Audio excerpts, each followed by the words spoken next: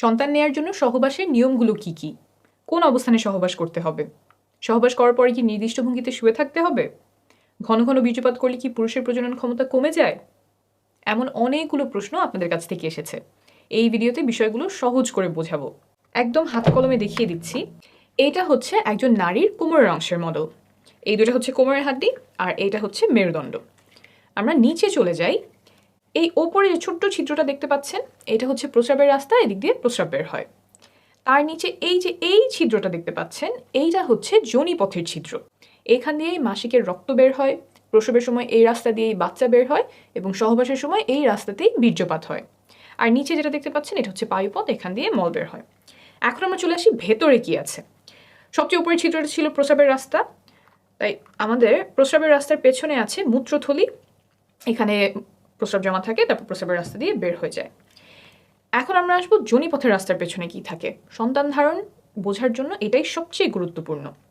যোনিপথের পেছনে থাকে এই জিনিসটা, আস্তে আস্তে বোঝাই। এই যে দেখছেন ছিদ্রটা, এটাই হচ্ছে যোনিপথের ছিদ্র। এদিক দিয়েই রক্ত বের হয়, এদিক দিয়েই বীর্যপাত হয়, আবার এই রাস্তা দিয়েই বাচ্চা প্রসব হয়। তো এইখানে হচ্ছে আমাদের বীর্যপাতটা হয়। বীর্যপাত হওয়ার পরে শুক্রাণু এইখান থেকে চলে যায় জরায়ুতে। জরায়ুটা হচ্ছে এই জিনিসটা, এই যে এইটা হচ্ছে আমাদের জরায়ু। ভেতর থেকে কীরকম দেখা যায়, ভেতর থেকে এরকম দেখা যায়। আমি আরেকটা ভালো মডেলে এই যোনিপথ এবং জরায়ুটা দেখাচ্ছি। এই যে এটা একই, এই জায়গাটা, এইটা হচ্ছে আমাদের যোনিপথের ছিদ্র, এদিক দিয়ে মাসিকের রক্ত বের হবে। ভেতর থেকে যদি আসি, তাহলে এই যে এইখানে আমার যোনিপথের ছিদ্র, এইটা হচ্ছে যোনিপথ, আর এই যে এইটা হচ্ছে আমাদের জরায়ু। সহবাসের সময় এই জায়গাটাতে বীর্যপাত হয়। এইখান থেকে শুক্রাণু জরায়ুর মুখ এই পর্যন্ত পৌঁছাতে লাগে মাত্র কয়েক সেকেন্ড। এখন অনেকে আমাকে প্রশ্ন করেন যে সহবাসের পরে কতক্ষণ চিত হয়ে শুয়ে থাকতে হবে, পা উঁচু করে কতক্ষণ রাখতে হবে, কোমরের নিচে কয়টা বালিশ দিতে হবে, বা শুনেছি অমুক অবস্থানে সহবাস করতে হবে, কিন্তু ওই অবস্থানটা আমার কষ্টদায়ক হয়। এই যে যতগুলো কাজ বললাম, এই কাজগুলোর কোনোটা গর্ভধারণে বা সন্তান ধারণে উপকার করে এমন কোনো প্রমাণ নেই। তাই এগুলোতে যদি আপনার কষ্ট হয়, তাহলে এগুলো করার কোনো প্রয়োজন নেই। আপনার যদি ভালো লাগে তাহলে করতেই পারেন। তবে একটা কাজ আছে যেটা করলে গর্ভধারণে বা সন্তান ধারণে অনেক উপকার হয়, এটা প্রমাণিত। সেটা হলো সঠিক সময়ে সহবাস করা।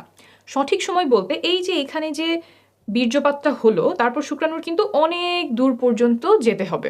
শুধুমাত্র জরায়ুতে গেলেই হবে না, জরায়ুর পরেও আরও রাস্তা আছে, সেটা আমি দেখাচ্ছি। এই যোনিপথ পার হয়ে জরায়ু পার হয়ে নালী পর্যন্ত আসতে হয়। এই যে জরায়ুর দুই পাশে যে জিনিসটা দেখছেন, এইটাই ডিম্বাশয়। এইখানে ডিম্বাণু থাকে, তারপর ডিম ফুটে বের হয়ে নালীতে আসে। এইখানে এসে ডিম্বাণু শুক্রাণুর সাথে মিলিত হয়। অর্থাৎ শুক্রাণুর যে লম্বা পথ, যোনিপথ, তারপর জরায়ু, তারপর নালীতে আসা, এই লম্বা যাত্রায় তাকে অনেক কিছু সাহায্য করে। যোনিপথের যে স্রাব আছে, জরায়ুর যে স্রাব আছে, তারপর সংকোচন প্রসারণ, এই সব মিলে শুক্রাণুর পথটাকে সুগম করে। কিন্তু এই সুগম করার কাজ সে মাসের একটা নির্দিষ্ট সময়েই করে, যেটাকে আমরা বলি ফার্টাইল টাইম। অন্য সময়গুলোতে এই স্রাবগুলো শুক্রাণুর জন্য সহায়ক না, দরজাগুলো বন্ধ করে দেয় যাতে শুক্রাণু জায়গা মতো পৌঁছাতে পারে না। তাই এই ফার্টাইল টাইম বা সঠিক সময়, সহবাসের সঠিক সময় জানাটা খুব গুরুত্বপূর্ণ। কিছু লক্ষণ আছে যা দেখে এই সময়টা খুব ভালোভাবে চিনতে পারা যায়। এটা নিয়ে আমি আলাদা একটা ভিডিও করেছি, আপনারা চাইলে দেখে নিতে পারেন। এখন আসি এমন একটা বিষয়ে যাতে সন্তান ধারণের ক্ষমতা কমে যাওয়ার সম্ভাবনা আছে। সহবাসের সময় অনেকে পিচ্ছিল করার জন্য মুখের থুতু ব্যবহার করেন, আবার কেউ কেউ লুব্রিকেন্ট ব্যবহার করেন। ল্যাবে পরীক্ষা করে পাওয়া গেছে যে থুতু এবং কয়েক ধরনের লুব্রিকেন্ট শুক্রাণুর চলাচল ক্ষমতা কমিয়ে দেয়।